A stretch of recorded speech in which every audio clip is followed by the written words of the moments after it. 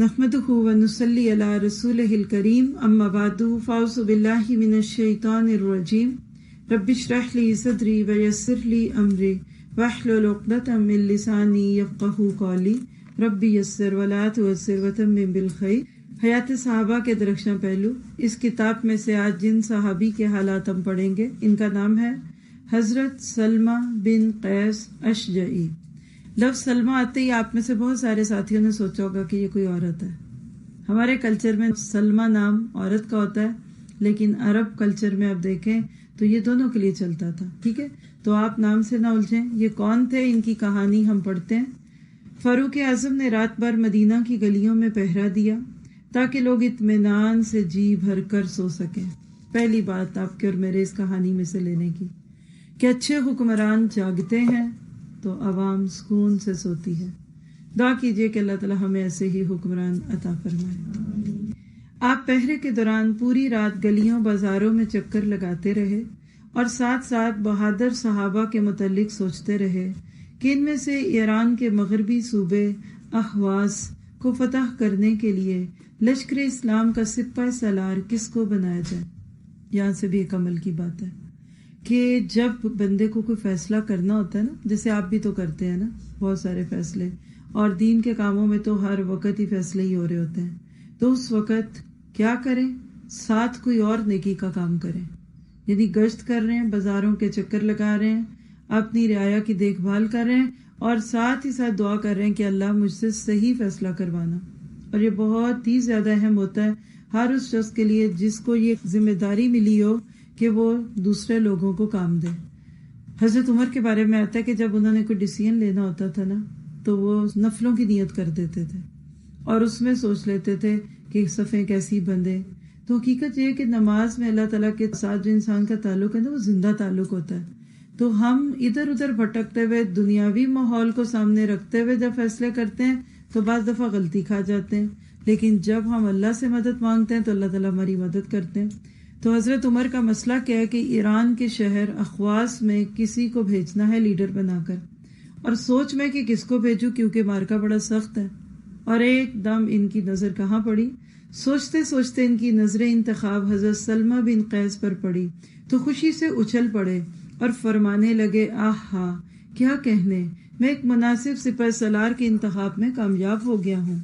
اس سے کیا پتہ چلتا ہے کہ درست بندے کا انتخاب کام کی کامیابی کی دلیل بن جاتا ہے۔ آج ہمارے بہت سارے کام جو ناکام ہوتے ہیں نا، اس کی بڑی وجہ یہ ہے کہ وہ لوگ جو کام کر سکتے ہیں ان کو کام وہ نہیں ملتا، اور کچھ لوگ رشوتیں دے کر اور اسی طرح سے اپنی اتھارٹیز یوز کر کے گورنمنٹ کے عہدوں تک پہنچ جاتے ہیں۔ کبھی آپ اس کو ملکی سطح پہ لے کے دیکھیں تو کیا یہ آج زبان زدے عام نہیں ہے کہ ہمارے ملکوں میں کوئی کام نہیں ہوتا، وقت پہ نہیں ہوتا، کیسے مانگے، کیسے بلائیں، کیا کریں، اور بعض لوگ اچھے اچھے نمبر لے کے بھی ناکام رہتے ہیں اور دوسرے لوگ ان کی جگہ جابس پہ پہنچ جاتے ہیں۔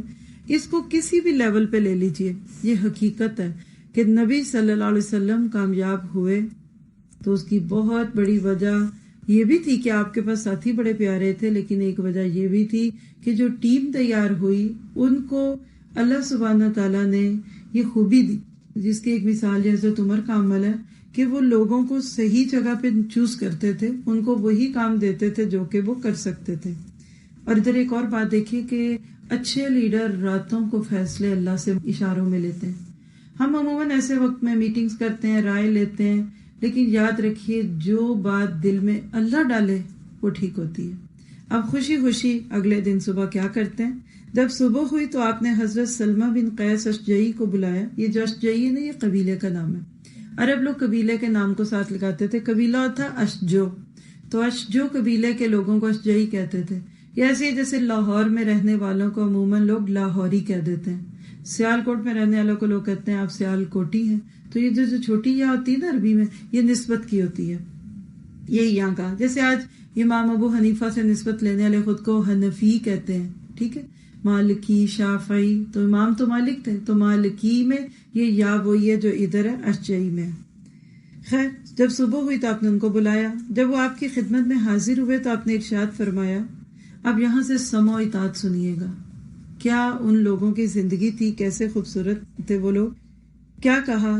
سلمہ بن عاق کو اخواز کی مہم پر روانہ ہونے والے لشکر کا سپہ سالار مقرر کیا ہے۔ اللہ کے نام پر اپنی کمان میں لشکر اسلام کو لے کر روانہ ہو جاؤ۔ منکرین خدا سے جنگ کرنا۔ جب تم دشمن کے سامنے جاؤ پہلے انہیں اسلام کی دعوت دو۔ اگر وہ اسلام قبول کر لیں اور اپنے گھروں میں بیٹھنا پسند کریں اور تمہارے ساتھ جہاد میں شریک نہ ہوں تو ان سے صرف زکوٰۃ وصول کرنا۔ اس صورت میں مال غنیمت میں ان کا حصہ نہیں ہوگا۔ اگر وہ تمہارے ساتھ شریک جہاد ہو جائیں تو پھر وہ مال غنیمت میں برابر کے حصے دار ہوں گے۔ اگر وہ اسلام قبول کرنے سے انکار کر دیں تو ان سے بہر صورت ٹیکس تو وصول کرنا ہے اور دشمن سے ان کی حفاظت کرنا، اور انہیں ایسی تکلیف نہ دینا جسے وہ برداشت نہ کر سکیں۔ اگر وہ ٹیکس دینے سے انکار کر دیں تو پھر ان سے جنگ کرنا، اللہ تمہاری مدد کرے گا۔ اگر وہ لڑائی کے دوران قلعہ بند ہو جائیں اور تم سے مطالبہ کریں کہ ہم اللہ اور رسول کے حکم پر ہتھیار ڈالنے کے لیے تیار ہیں تو تم ان کی یہ تجویز منظور نہ کرنا، کیونکہ تمہیں علم نہیں کہ اللہ اور رسول کے حکم سے ان کی مراد کیا ہے۔ اگر وہ تم سے مطالبہ کریں کہ ہم اللہ اور رسول کے ذمے پر سرنگوں ہوتے ہیں، یعنی سرنڈر کرتے ہیں، ان کی بات ماننے کو تیار ہیں، تو تم ان کی یہ تجویز بھی نہ ماننا، کہیں اس میں بھی کوئی مکر و فریب پوشیدہ نہ ہو۔ البتہ اگر وہ تمہارے سامنے آ کر ہتھیار ڈال دیں تو پھر ان پر تلوار نہ چلانا۔ جب تم لڑائی میں کامیاب ہو جاؤ تو حد سے تجاوز نہ کرنا، نہ غدر کرنا، نہ دشمن کے ناک کان کاٹنا، اور نہ ہی کسی بچے کو قتل کرنا۔ حضرت سلمہ نے امیر المومنین حضرت عمر فاروق کی نصیحت آموز باتیں سن کر اس پر عمل کرنے کا اقرار کیا۔ حضرت عمر رضی اللہ عنہ نے انہیں بڑی گرم جوشی سے الوداع کیا اور ان کے لیے کامیابی اور کامرانی کی دعا کی۔ حضرت سلمہ بن قیس کو اس بھاری ذمہ داری کا پوری طرح اندازہ تھا جو امیر المومنین فاروق اعظم نے ان کے کندھوں پر ڈالی تھی، اس لیے کہ ایران کا صوبہ اخواز دشوار گزار پہاڑی علاقہ تھا اور بصرہ اور ایران کے درمیان سرحد پر واقع تھا، اور ایک بہادر اور جنگجو قوم وہاں آباد تھی۔ مسلمانوں کے لیے اسے فتح کرنے کے علاوہ کوئی چارہ کار باقی نہ تھا، کیونکہ بصرہ میں آباد مسلمانوں کو ایرانیوں کے حملوں سے اسی صورت میں بچایا جا سکتا تھا کہ اخواز پر مکمل مسلمانوں کا قبضہ ہو۔ یہاں پہ بات پوری ہوئی، تو اب یہاں ہم تھوڑی سی ڈسکشن کریں گے۔ ہم نے حضرت عمر فاروق کی انسٹرکشنز کو سنا، توجہ سے سن رہے تھے، شعور سے سن رہے تھے، یا کان ٹکرا رہے تھے؟ کانوں کے ساتھ بات ٹکرا رہی تھی یا سن رہے تھے؟ ایک ایک انسٹرکشن غور سے سننے والی تھی۔ اس سے بہت کچھ پتہ چلتا ہے۔ پہلی بات عمل کی یہ ہے کہ اچھے لیڈرز وہ ہوتے ہیں کہ جو دوسروں کو اچھے طریقے سے انسٹرکشنز دیں۔ بعض دفعہ ہم دوسروں سے اس کام کی توقع لگا لیتے ہیں جو وہ کر بھی نہیں پاتے، جب تک کسی کو آپ نے بتایا نہیں کہ کیا کرو، کیسے کرو، کب کرو، کتنا کرو، اور ایک اور بھی چیز ہوتی ہے کہ کیا نہ کرو، تب تک اچھے نتائج کی امید نہیں رکھنی چاہیے۔ ایک بڑا خوبصورت آرٹیکل مجھے کسی نے ایک موقع پہ بھیجا تھا، کہیں بھی ای میل میں ہے، کہ جب آپ کسی کو کوئی کام دیتے ہیں، آپ دیتے ہیں کام کسی کو، ماؤں کو بچوں کو کام دینے پڑتے ہیں، ساسوں کو بہووں کو انسٹرکشنز دینی پڑتی ہیں، اسی طرح جو دین کی خدمت کرتے ہیں ان کو ہر وقت ساتھیوں کو چینلائز کرنا پڑتا ہے۔ جب بھی کسی کو کوئی کام کیا، اور کچھ نہیں تو روز صبح جاتے ہوئے شوہر کو تو باتیں کہتے ہی ہیں نا، یہ لے آنا، وہ لے آنا، یہ کرنا۔ جب بھی کسی کو کوئی کام کہیں تو اس کے سٹیپس یاد رکھیں، پہلے اگلے کی توجہ لیں۔ یہ نہیں کہ وہ بھاگ رہے بیچارے موزے ڈھونڈ رہے ہیں اور آپ انہیں کہہ رہے ہیں وہ دودھ لے آئیے گا اور لسی لے آئیے گا اور پتہ نہیں کیا کچھ لے آئیں، پھر بعد میں کہتے ہیں آپ تو سنتے نہیں۔ پہلے سب سے اگلے کی طرف توجہ کریں، اس کو سامنے بٹھائیں۔ بیٹھنا بھی بڑا اہم ہوتا ہے، جیسے اس وقت دیکھیے کہ ہم کس طرح بیٹھے ہیں، آپ سب کا رخ ادھر ہے، میرا دوسری طرف ہے، میں بھی آپ ہی کے رخ میں بیٹھ جاؤں اور میری آواز آپ سنیں، بات تو سمجھ آئے گی لیکن کمیونیکیشن نہیں ہوتی۔ اسی طرح بعض لوگ ایسی جگہوں پہ بیٹھ سکتے ہیں کہ ان کی نظر بات کرنے والے پہ نہ پڑے، تو یہ بھی اچھا طریقہ نہیں ہوتا۔ قریب کی جگہ چھوڑ کے دور بیٹھ جانا بھی پسندیدہ بات نہیں ہوتی۔ جتنا کلوز کمیونیکیشن ہوتا ہے اتنی بات سمجھ آتی ہے۔ پھر اس سے پوچھیں کہ آپ اس وقت میری بات سن رہے ہیں، میں آپ کو ایک اہم بات کہنا چاہتی ہوں، تو آپ سن رہے ہیں؟ جب پوری طرح وہ توجہ کر لینا، پھر اپنی بات سمپل ٹو کمپلیکس کے وے میں بتائیں، پہلے کیا بعد میں کیا، کب کرنا۔ مثال اسی کو لے لیجیے نا، حالانکہ اب تو ماشاءاللہ عورتیں مردوں کو کہنے کے بجائے خود ہی سارے کام کر لیتی ہیں، لیکن ایک آئیڈیل طریقہ ہم نے اپنے گھروں میں دیکھا ہے کہ مرد باہر کے کام کرتے تھے، بیویاں گھر کے کام کرتی تھی۔ مثال ہے کہ آپ یہ چاہتی ہیں کہ کام سے واپسی پہ آپ کے ہسبینڈ کچھ گروسری لے آئیں، اب تو اس کا سب سے خوبصورت طریقہ بن چکا ہے کہ آپ اس کی ایک لسٹ بنا لیں اور ان کو پہلے بھی ذکر کر دیں، صبح جاتے ہوئے تو بالکل کچھ نہ کہیں، اس وقت ان کا ذہن اپنے کام میں ہوگا، آپ اس وقت کیا دیں، لیکن جب جاب سے واپس آنے کا وقت قریب ہو اس وقت ان کو وہ ویسے سینڈ کر دیں، ریمائنڈر دے دیں کہ یہ چیزیں آپ لے آئیں، ٹھیک ہے۔ جب کسی کو کوئی بات کہیں تو اس کے بعد جو سب سے اہم بات ہے نا کہ اس سے کہیں دہرائیں آپ نے کیا سنا۔ حالات کے مطابق ہے، اگر آپ آمنے سامنے کسی سے کوئی بات کہہ رہے ہیں کہ آپ نے اب یہ کرنا ہے وہ کرنا ہے، تو ساری بات کہنے کے بعد آپ ان سے پوچھیں کہ ذرا دہرائیے میں نے کیا کہا ہے۔ تو اس سے فائدہ کیا ہوتا ہے کہ اگلے بندے کے ذہن میں اگر کوئی شبہ بھی ہوتا ہے تو دور ہوتا ہے، اور اگر اس نے ہماری طرح ایسی کیجول سی بات سنی ہے نا، آنکھیں ادھر ادھر کرتے کراتے، پھر پتہ چل جاتا ہے کہ اس نے سنی، پھر لوگ کہتے ہیں وہ اصل میں نے آپ کی بات فوکس نہیں کی، میں کچھ اور سوچ رہی تھی۔ اور آج کل جتنی ڈسٹریکشنز ہیں، کبھی فون پہ اور کبھی ادھر ادھر نظریں ہماری گھوم رہی ہوتی ہیں کہ بعض دفعہ تو نماز پڑھتے ہوئے بھی ہم ساتھ میسیجوں پہ چپکے سے نظر ڈال رہے ہوتے ہیں کہ کوئی میسیج تو نہیں آگے، پتہ نہیں کہ ہم میں سے سوچتا ہے کہ مجھے صدر کا کوئی میسیج آنا ہے، تو نماز کو اسلام کی دعوت دو، اور اگر اس مان جائے تو پھر پلٹ آؤ۔ پھر اسی طرح کی بڑی خوبصورت سی چیزیں تھی جس کو آپ نے نوٹ کیا ہوگا، لیکن اس سے آپ کو صحابہ کا مزاج بھی دکھتا ہے۔ اگلی بات اس حصے سے پتہ چلتی ہے کہ جس چیز کو ہم آنر سمجھ رہے ہوتے ہیں نا، بعض لوگ سمجھ نہ ہو اور علم نہ ہو، خشیت نہ ہو، تو اس کو بہت بڑی چیز سمجھتا ہے کہ مجھے لیڈر بنا دیا، مجھے بڑا بنا دیا، مجھے انچارج بنا دیا۔ لیکن یہاں دیکھیے کہ سلمہ کو یہ بھاری ذمہ داری لگ رہی تھی، تو ہر ذمہ داری ایک بوجھ ہوتی ہے۔ مثلا آپ دیکھیے کہ آپ کورس میں آ کے بیٹھے ہیں، کچھ ذمہ داریاں تو پڑیں گی نا، کیا آپ یہ ایکسپیکٹ کر رہے ہیں کہ بس آپ ادھر آ کے بیٹھیں اور چلے جائیں گھر میں اور کلاس ہو جائے؟ نہیں، پڑھنا پڑے گا، بکس لینی پڑیں گی، یونیفارم لینا ہوگا، کچھ رسپانسبلٹیز جب آپ ادا کر لیں گے اس کے بعد اللہ تعالیٰ آپ کے لیے آسانیاں کر دے گا۔ پھر اس کے بعد یہ بھی پتہ چلتا ہے کہ جتنا مشکل محاذ ہو اتنے سینئر لوگ، تجربے کار لوگوں کو ڈالنا چاہیے۔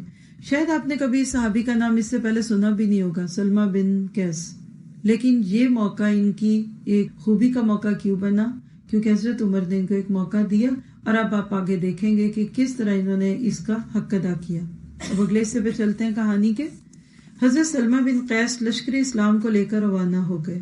ابھی وہ سرزمین اخواز میں داخل ہوئے ہی تھے کہ انہیں بہت مشکل حالات کا سامنا کرنا پڑا، نامساعد حالات، یعنی جس کے لیے انسان توقع بھی نہ کرے۔ لشکر اخواز کے چٹیل پہاڑوں پر چڑھنے لگا۔ صحابہ کو پہاڑوں پہ چڑھنے کی اس طرح کی عادت نہیں تھی، وہاں ان کو چڑھنا پڑا، اور اس کے نشیبی علاقوں میں گلے سڑے پانی کے جوہڑوں سے کبیدہ خاطر ہو کر گزرنے پر مجبور ہوا۔ یعنی یا تو ان کو نیچے سے گزرنا تو کیچڑ والے پانی میں سے گزرنا پڑے گا، اور سائیڈ وے لینا چاہیں تو پہاڑوں پہ سے گزرنا پڑے گا، دونوں ہی مشکلیں آپ اپنے اوپر لیں۔ کبھی اسلام کے دفاع کے لیے مجھے کسی ایسے جگہ بھیج دیا جائے تو میرا حال کیا ہوگا؟ اور اگلا جملہ سننے سے پہلے تو دل پہ ہاتھ رکھ لیں، راستے میں نکلنے والے زہریلے اژدہوں اور بچھوؤں کو تہس نہس کرتے ہوئے مسلسل آگے ہی بڑھتا گیا۔ یعنی جو کیچڑ والا پانی تھا نا، اس میں اسکارپینز تھے، بچھو کا ڈنک جو ہے یہ سانپ کے ڈنک سے بھی زہریلا ہوتا ہے۔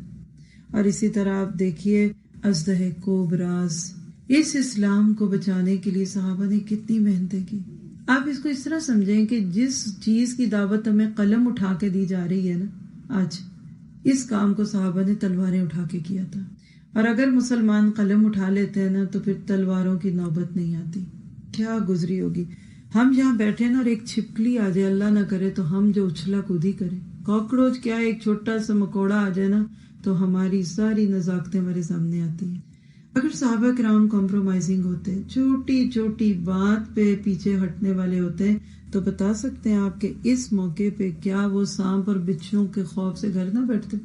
آپ ادھر سیکھنے آئے نا، اور نیچے صرف پارکنگ لاٹ میں آپ کو خدشہ پڑے کہ کوئی سانپ کا بچہ ہے ادھر ادھر گزرا ہوا، آئیں گے آپ ادھر؟ خبر پھیلی ہو، کیڑے ہیں، پانی ہے، کیچڑ ہے، ہم تو ذرا سا موسم ادھر ادھر ہوتا ہے تو پریشان ہوتے ہیں۔ تو آج سے نیت کریں کہ موسم کی شدتیں ہوں، گرمی ہو، سردی ہو، میں نے اس سفر کو اختیار کیے ہی رکھنا۔ اس دشوار گزار راستے میں سپہ سالار حضرت سلمہ بن قیس کی حوصلہ افزائی، لشکر اسلام کو حاصل تھی، یعنی لیڈر لوگوں کی ہمتیں بتاتے ہیں. لیڈر کا کام ہی صرف یہ ہوتا ہے تسلیاں. اگر مشکل حالات تھے اور ہو سکتا ہے کہ کچھ لوگوں کی ہمت ٹوٹتی، لیکن جو سلمہ بن قیس تھے انہوں نے ان کو تسلیاں دی. Don't worry, it's not a big deal. جس کی وجہ سے تکلیف راحت میں اور حزن و ملال فرحت و شادمانی میں تبدیل ہو گیا تھا. وقفے وقفے سے وہ اپنے لشکر کو نصیحتیں بھی کرتے جا رہے تھے جن سے ان کے حوصلے بلند ہو رہے تھے. تو آپ جب اپنے بچوں کو یا اپنے جو کوآرڈینیٹرز ہوتے ہیں ان کو کوئی کام دیتے ہیں تو ساتھ ان کی ہمت بھی باندھیں. کر لو گے، شاباش میرا بچہ، تم کرو گے. کیونکہ آپ دیکھیے کہ ہر بندے کی ہمت ایک جیسی نہیں ہوتی. تو نئے نئے لوگ جو ہوتے ہیں وہ چھوٹی چھوٹی چیزوں پہ ڈرتے ہیں.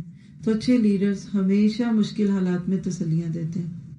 رات کا سما قرآنی آیات کی عطر بیز فضاؤں سے مہک اٹھتا. رات بھر تمام مجاہدین قرآن مجید کی ضیاء پاشیوں سے اپنے سینوں کو منور کرتے رہتے اور ان کے لال و جواہر سے اپنے دامن کو بھرتے رہتے، جس کی وجہ سے تکلیف کو بھی بھول چکے تھے. اس کو ہائی لائٹ کر لیں. دن میں دین کے راستے میں آنے والی مشکلات پر وہی بندہ جمتا ہے جو راتوں کو اللہ کے ساتھ گہرا تعلق رکھتا ہے. آپ کو پتا ہے کہ جب اللہ کے نبی پہ وحی اترنی شروع ہوئی تو ابتدائی وحی کیا تھی؟ یا ایھا المزمل قم اللیل الا قلیلا. سورہ مزمل اور سورہ مدثر کی آیتیں نازل ہو رہی تھی. کیا پتا چلا کہ اگر آپ اللہ کے راستے میں کام کرنا چاہتے ہیں نا، دین سیکھنا چاہتے ہیں نا، تو راتوں کو اللہ سے کہیں کہ اللہ مجھے اس کی توفیق دے، مجھے سیدھی سمجھ دے، میں غلط فیصلے نہ کروں، میری ہمت نہ ٹوٹ جائے. جہاں دین کے کسی کام سے ہمت ٹوٹے فوراً اپنے آپ کو چیک کریں کہ پیچھے سے اللہ کے ساتھ تعلق میرا کمزور ہے جس کی وجہ سے یہ ہوا. آج کے دور میں آپ دیکھیے کہ یہ تصور میں بھی کم آتا ہے کہ فوجی بھی ہیں، مجاہدین بھی ہیں اور راتوں کو تہجد پڑھتے ہیں. سارا دن تو تھک جاتا ہے بندہ. ہم سارا دن ذرا دنیا کا ہی کوئی کام کر لیں تو رات ہم بے سود ہو کے سوتے ہیں. وہ راتوں کو جاگتے تھے اور اللہ سے باتیں کرتے تھے.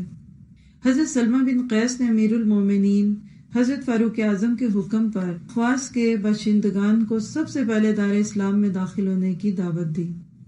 گویا کہ عمل کا نقطہ آ گیا کہ جو کہا گیا تھا اس پہ عمل کیا. اپنی مرضی نہیں کی کہ اب اتنی دور آئیں تو ان کو مار کے جاتے ہیں، ماریں تاکہ ان سے مال غنیمت لیں. نہیں، ان کو دعوت جہاد سے زیادہ پیاری تھی. جنگ نہیں کرتے تھے بلکہ وہ لوگوں کو علم دیتے تھے، ان کو اسلام کی رغبت دلاتے تھے. لیکن انہوں نے صاف انکار کر دیا. کوئی اچھا رسپانس نہیں ملا ان کو اس دعوت کا. پھر انہیں ٹیکس کی ادائیگی کا حکم دیا. انہوں نے تکبر اور نخوت کا مظاہرہ کرتے ہوئے ٹیکس دینے سے بھی انکار کر دیا. یعنی دوسری بات بھی نہیں مانی، کیونکہ اندر بڑائی چھپی بھی تھی نا کہ ہم بہت بڑے ہیں، لہٰذا انہوں نے اس کو نہ مانا. لہٰذا مجاہدین کے پاس اس کے سوا کوئی چارہ کار باقی نہ رہا. لہٰذا وہ اللہ کا نام لے کر میدان کارزار میں اترے. اس سے کیا پتہ چلتا ہے؟ اچھا مومن جو ہوتا ہے نا وہ بیسٹ آپشن قبول کرتا ہے. ساری کوششیں کر کے لوگوں کو بچانے کی یہ بچے. اور دیکھیے مسلمان ہونے کے ناطے ہماری زندگی کا مقصد کیا ہے؟ لوگوں کو اسلام کی طرف بلائیں. آپ سب یہاں آ کے بیٹھ گئے ہیں، کیا آپ کے دل میں یہ تڑپ نہیں ہے کہ میں اپنی دوست کو بھی لے کے آؤں، اپنی بہن تک میسج دوں، سہیلیاں، کولیگز، کتنے لوگ ہیں جو ابھی اس کتاب سے دور ہیں. آج سے نیت کریں. ہر بندہ کم سے کم، زیادہ کی تو کوئی حد نہیں ہے، اللہ جس سے جتنا راضی ہوگا اس سے یہ کام لے گا. لیکن آج نیت کریں کل کم سے کم ایک بندے کو میں لے کے آؤں گی. ہر بندہ یہاں بیٹھا ہو، صرف ایک کو میں نے اس کورس کے لیے تیار کرنا. پھر آپ دیکھیے گا تڑپیں گے. نہیں کو مانتا نفل پڑھیں، روئیں، دعا مانگیں. کسی ایک کا سوچیں جس کا آنا بہت آسان ہے، جو موٹیویٹڈ بھی ہیں. تھوڑی سی کوشش کر کے اگر آپ ان کے بچوں کو رائٹ کو سارٹ آؤٹ کر دیں تو وہ آ بھی سکتی ہیں. کل لے کر آئیں. آپ ہر دن بس ایک بندے پہ گول بنائیں. آپ دیکھیں کہ 3-4 دن میں آپ کی تعداد کئی گنا ہو چکی ہوگی. اس لیے کہ اور لوگ آئیں، ہال اور بڑھ جائے؟ نہیں، اس لیے کہ بہت سارے لوگوں کو اس کی ضرورت ہے. مانتے ہیں آپ ضرورت ہے لوگوں کو؟ تو پھر ہم کیسے کہہ سکتے ہیں کہ وہ نہیں آتے، وہ نہیں سنتے، لوگ بھوکے ہیں اور آپ کھانے کی دعوت دیں تو وہ نہیں لیں گے؟ لیں گے اللہ کی توفیق سے. یقین آپ کو ہونا چاہیے. بہرحال راتوں کو اللہ تعالیٰ کے ساتھ یہ باتیں ہوتی تھیں، مانتے تھے، کوشش کرتے تھے، لیکن انہوں نے نہیں مانا۔ دیکھتے ہی دیکھتے میدان کارزاز گرم ہوا اور لڑائی کے شعلے بھڑک اٹھے۔ دونوں فوجوں نے بہادری کے ایسے جوہر دکھلائے جن کی جنگی تاریخ میں بہت کم مثال ملتی ہے۔ پھر تھوڑی ہی دیر میں مجاہدین کو کلمت اللہ کے بلندی کے لیے فتح و نصرت نصیب ہوئی اور مشرکین کو ذلت آمیز شکست سے دو چار ہونا پڑا۔ یہ کیسے ہوتا تھا بھائی؟ آج کے حالات پہ قیاس کیجیے۔ ہم عموماً کیا کہتے ہیں؟ مسلمانوں کے حالات اچھے نہیں، مسلمان ایسے، مسلمان ویسے، یہ کچھ سوچے بیٹھے ہیں نا ہم لوگ۔ لیکن آپ سوچئے کہ اس وقت کون سے حالات اچھے تھے؟ حالات ہمیشہ ایسے رہتے۔ یاد رکھیں، اسلام والوں کے حالات ہمیشہ ہی بس قسم پرسی میں رہے۔ کوئی ایک جنگ تاریخ کی نہیں دکھتی کہ مسلمان کافروں سے زیادہ ہوں۔ ہاں، مسلمانوں کی اپنی تعداد دن بدن بڑھتی گئی جنگوں میں، لیکن ہر میدان میں کافر زیادہ تھے۔ لیکن فتح کس کو ہو رہی ہے؟ اور میں یہ پڑھتے ہوئے سوچ رہی ہوں کہ حضرت عمر کتنے بولڈ تھے۔ کہاں بیٹھے ہوئے ہیں؟ مکہ مدینہ، وہاں سے ایران بھیجی ہے فوج، جاؤ ان کو پوچھ کے آؤ۔ اتنی جرأت جب مسلمان میں ہوتی ہے تو کافر جو ہوتے ہیں وہ ان کے ساتھ پھر اپنے آپ کو پیچھے نہیں رکھتے بلکہ ان سے ڈرتے نہیں ہیں۔ خیر، ہم سب دعا کریں اپنے لیے بھی اور امت مسلمہ کے لیے، اچھے لیڈر مل جائیں۔ اور اچھے لیڈر کب ملتے ہیں؟ جب عوام اچھی ہوتی ہے۔ خیر، آگے دیکھیں کیا ہوا۔ جب لڑائی اپنے منطقی نتیجے کو پہنچ گئی اور سپہ سالار حضرت سلمہ بن قیس اپنے لشکر میں مال غنیمت تقسیم کرنے لگے تو انہیں ایک بہت قیمتی اور عمدہ ہار نظر آ گیا۔ اب یہاں سے آپ بھی سنیے ذرا، یعنی دشمن ہار گیا۔ جب دشمن ہارتا ہے تو اس کا مال جو ہے وہ بٹتا ہے نا، یہ ایک اللہ تعالیٰ کی طرف سے ایک انعام ہوتا ہے۔ مسلمان دنیا کی محبت میں نہیں لڑتا، لیکن دنیا پھر بھی ہاتھ میں آتی ہے۔ تو حضرت سلمہ بن قیس نے اس مال غنیمت میں ایک بہت قیمتی اور عمدہ ہار کو دیکھا۔ ان کے دل میں خواہش پیدا ہوئی کہ یہ ہار امیر المومنین کی خدمت میں بطور تحفہ بھیج دیا جائے۔ سمجھ رہے؟ آپ کیا سمجھے تھے کہ کیا خواہش پیدا ہوئی ہوگی؟ یہ ہار میں ہی لے لوں اور بیگم کو خوشی سے دوں کہ میں اتنے دن بعد آیا ہوں تو تمہارے لیے تحفہ لایا ہوں۔ بیگم بھی خوش رہے گی، پھر دین کے کام کرنے آسان ہوں گے۔ نہیں، دیکھیں، مال غنیمت کا اللہ تعالیٰ نے ایک نصاب رکھا ہوا ہے اور وہ مجاہدین کا حصہ ہوتا ہے۔ تو اجازت لے رہے ہیں کہ امیر المومنین، اور کسی کو اعتراض ہو سکتا تھا کہ حضرت عمر کو نہ دے، یہ خود بھی دے سکتے تھے، لیکن اس لشکر سے پوچھنا اور ان سے اجازت لینا انہوں نے پسند کیا۔ خیر، لشکر سے کہا، یہ ہار اگر تمہارے درمیان تقسیم کر دیا جائے تو اس سے تمہارا کیا بنے گا؟ یعنی ایک ہار تم سب کو تھوڑا تھوڑا، اس کے کیا کتنے کو موتی، کتنا کو سونا یا چاندی جو ملے گا، اگر تم بطیب خاطر کہتے ہیں خوشی سے، ہیپیلی اجازت دو تو میں یہ ہار امیر المومنین کو بطور تحفہ بھیج دوں۔ یعنی تم سب کی طرف سے ایک گفٹ ہو جائے گا، اور ہے تو تمہارا حق تھا فوجیوں کا، لیکن کہا کہ ہم امیر المومنین کو دیتے ہیں۔ اچھا، یہ کب ہوتا ہے؟ جب دل ملے ہوتے ہیں، ورنہ کوئی کہتا لو جی لڑائی ہم نے کی، وہ تو وہاں مدینہ میں مزے سے بیٹھے، اب ہم ان کو یہ تحفہ بھیج دیں۔ لیکن ایسا نہیں ہوا، سب نے بیک زبان کا ہاں ضرور بھیج دیجئے، آپ کا یہ فیصلہ بہت مناسب ہے۔ اس سے پتہ چلتا ہے کہ وہ بھی کوئی ہار لینے نہیں گئے تھے، ان کے لڑنے کا مقصد بھی کیا تھا۔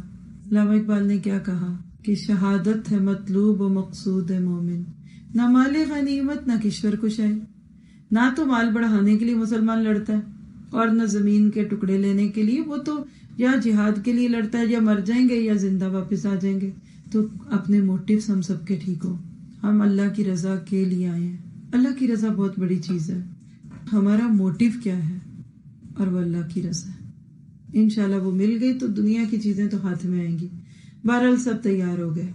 آپ نے وہ ہار چھوٹی سی صندوقچی میں بند کیا اور اپنی قوم کے ایک آدمی کو بلا کر حکم دیا کہ تم اور تمہارا غلام ابھی مدینہ روانہ ہو جاؤ، پہلے امیر المومنین کو فتح کی خوشخبری دینا اور اس کے بعد یہ ہار ان کی خدمت میں پیش کرنا۔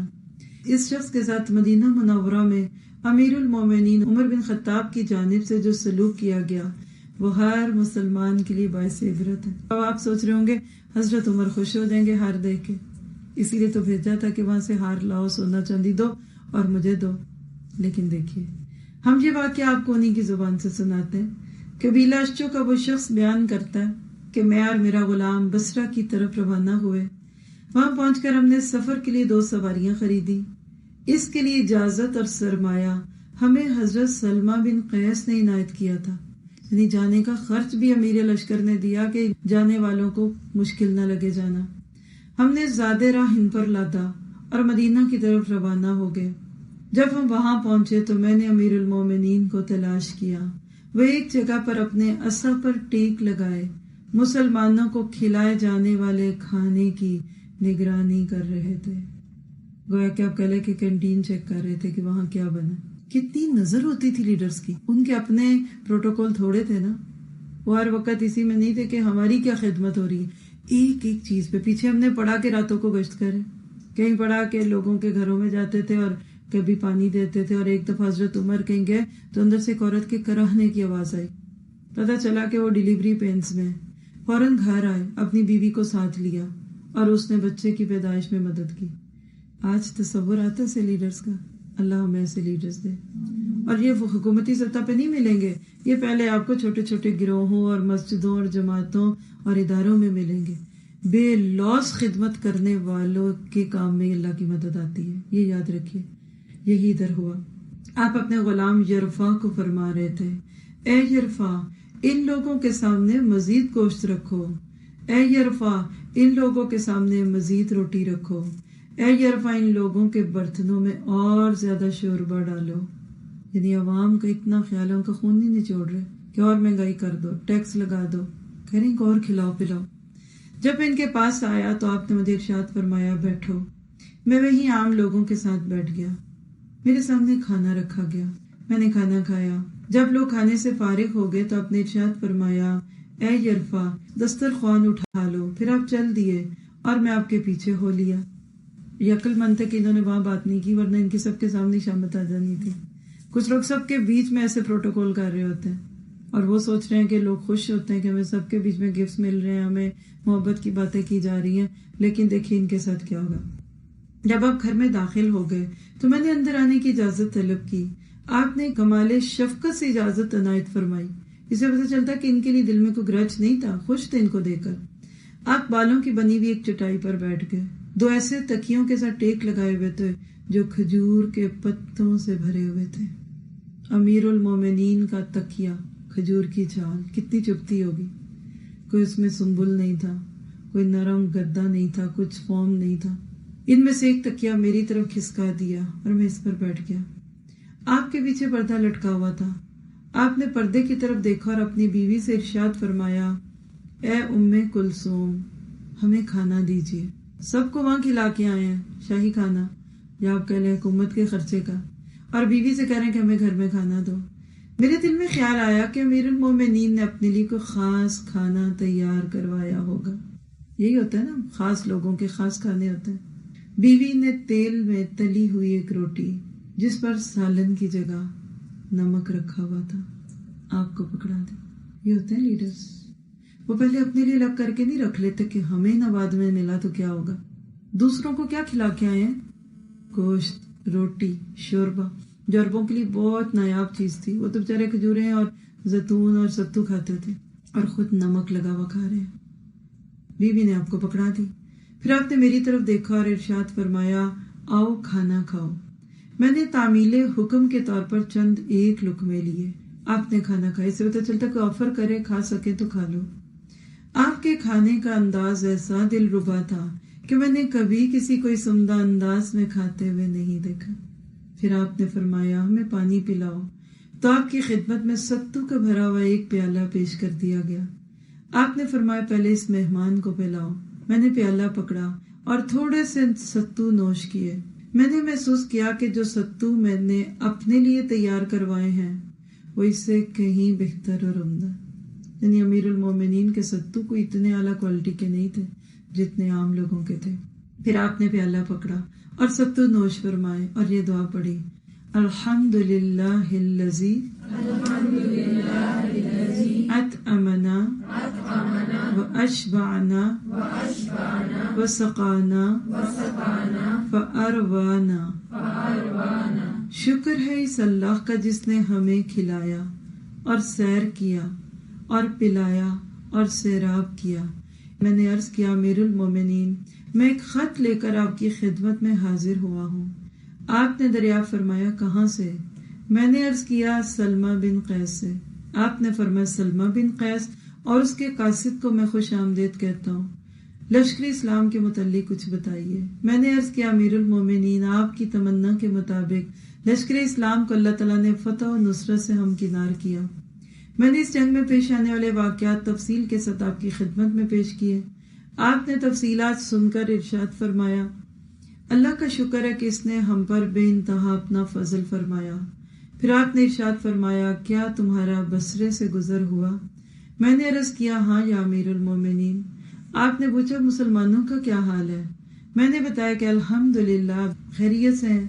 آپ نے دریافت فرمایا بازار میں اشیاء صرف کے نرخ کیسے ہیں، یعنی قیمتیں کتنی رکھی ہوئی ہیں، لوگوں کو مہنگی چیزیں تو نہیں بیچتے؟ میں نے بتایا چیزیں بہت سستی ہیں۔ آپ نے پوچھا گوشت کا بھاؤ کیا ہے؟ گوشت عربوں کی مرغوب غذا ہے، جب تک گوشت نہ ملے تو ان کو تسلی نہیں ہوتی۔ میں نے بتایا گوشت تو وافر مقدار میں دستیاب ہے۔ پھر آپ نے صندوقچی کی طرف اشارہ کیا جو میرے ہاتھ میں پکڑی ہوئی تھی۔ آپ نے پوچھا یہ تیرے ہاتھ میں کیا ہے؟ میں نے عرض کیا جب ہمیں اللہ تعالیٰ نے دشمن پر غلبہ دے دیا تو ہم نے مال غنیمت جمع کیا۔ سلمہ بن قیس نے یہ ہار دیکھا تو لشکر سے کہا اگر یہ ہار تم میں تقسیم کر دیا جائے تو کسی کا کچھ بھی نہیں بنے گا، اگر تم اپنے دل کی خوشی سے مجھے اجازت دو تو یہ میں ہار امیر المومنین کی خدمت میں تحفہ بھیج دوں۔ یعنی بالکل بات ویسے ہی بتائی جیسی تھی۔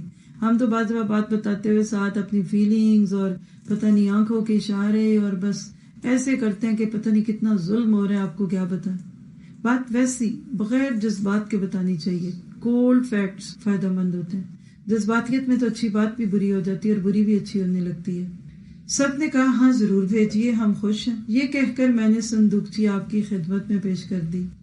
جب آپ نے اسے دیکھا تو آپ کی نظر سرخ، زرد اور سبز رنگ کے چمکتے ہوئے نگینوں پر پڑی تو غصے سے آگ بگولا ہو گئے اور صندوقچی کو زمین پر زور سے پٹخ دیا تو وہ موتی دائیں بائیں بکھر گئے۔ خواتین خانہ نے سمجھا کہ میں ان موتیوں کو چننے کا ارادہ رکھتا ہوں تو وہ صورتحال دیکھ کر پردے کی طرف ہو گئی۔ پھر فاروق اعظم نے مجھے حکم دیا انہیں اکٹھا کرو اور اپنے غلام مجرفہ کو حکم دیا کہ جب یہ موتی اکٹھے کرنے لگے تو اس کی پیٹھ پر کوڑے مارو۔ میں موتی اکٹھے کرنے لگا اور آپ کا غلام یرفع مجھے مارنے لگا۔ پھر آپ نے فرمایا کم بخت کھڑے ہو جاؤ۔ میں نے کانپتے ہوئے عرض کیا حضور مجھے سواری عنایت فرما دیں، آپ کے غلام نے میری سواری بھی چھین لی ہے۔ فاروق اعظم نے اپنے غلام سے ارشاد فرمایا اے یرفع، اس اور اس کے غلام کو بیت المال سے 2 سواریاں دے دو۔ پھر آپ نے مجھے حکم دیا کہ تمہارا سفر ختم ہو جائے تو یہ کسی ضرورت مند مسلمان کو دے دینا، یعنی اب یہ اپنی نہ سمجھنا، یہ مسلمانوں کا مال ہے، تم یوز کرو، اس کے بعد کسی اور کو دے دینا۔ میں نے عرض کیا امیر المومنین میں آپ کے حکم کی تعمیل کروں گا۔